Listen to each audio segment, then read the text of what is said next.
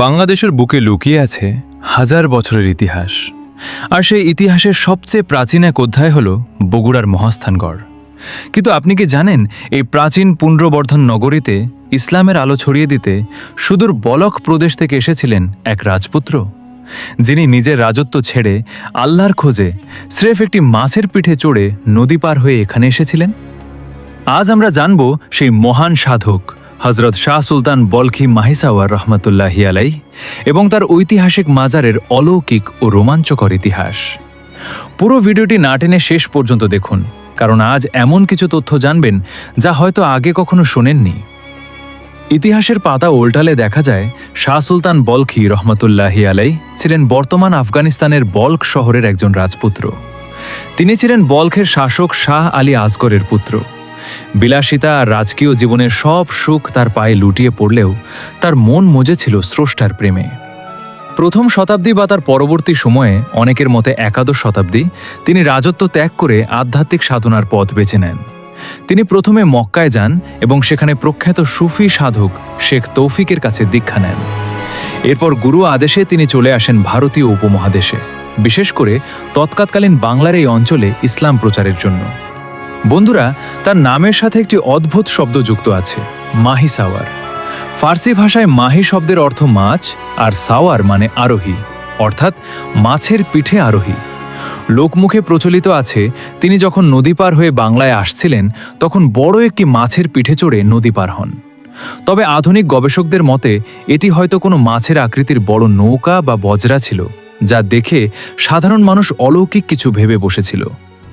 শাহ সুলতান বলখি যখন মহাস্থানগড়ে পৌঁছান তখন এখানকার শাসক ছিলেন অত্যাচারী হিন্দু রাজা পরশুরাম। রাজা পরশুরামের বোন শিলাদেবীও ছিলেন অত্যন্ত প্রভাবশালী। রাজা পরশুরামের রাজ্যে তখন মুসলিমদের ওপর তীব্র নির্যাতন চালানো হতো। এখানে এসে শাহ সুলতান বলখি রহমতুল্লাহি আলাইহ রাজ দরবারে গিয়ে মাত্র একটি চামড়ার জিলদ বা জায়নামাজ পাতার মতো জায়গা প্রার্থনা করেন ইবাদতের জন্য।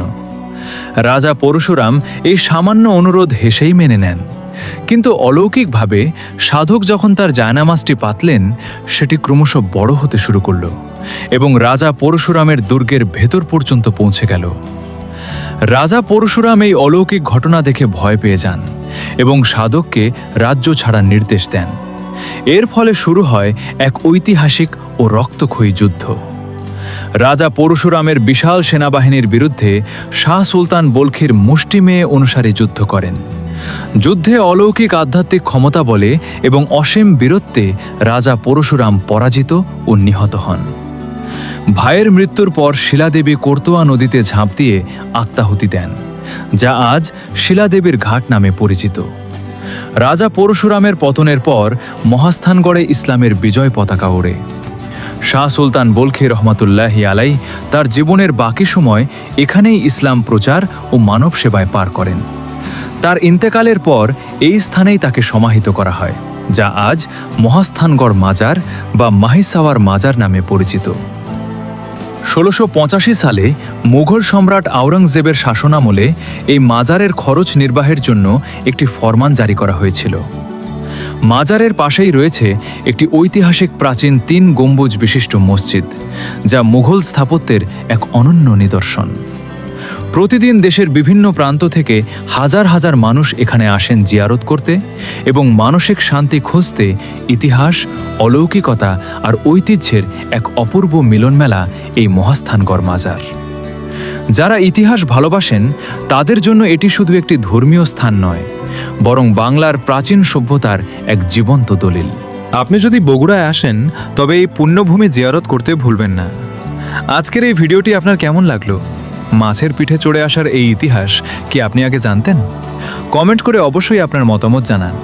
ভিডিওটি ভালো লাগলে একটি লাইক দিন, বন্ধুদের সাথে শেয়ার করুন এবং এই রকম আরও রোমাঞ্চকর ঐতিহাসিক ভিডিও দেখতে আমাদের চ্যানেলটি সাবস্ক্রাইব করে বেল আইকনটি প্রেস করে রাখুন। দেখা হবে পরবর্তী ভিডিওতে নতুন কোনো ইতিহাসের খোঁজে। ধন্যবাদ।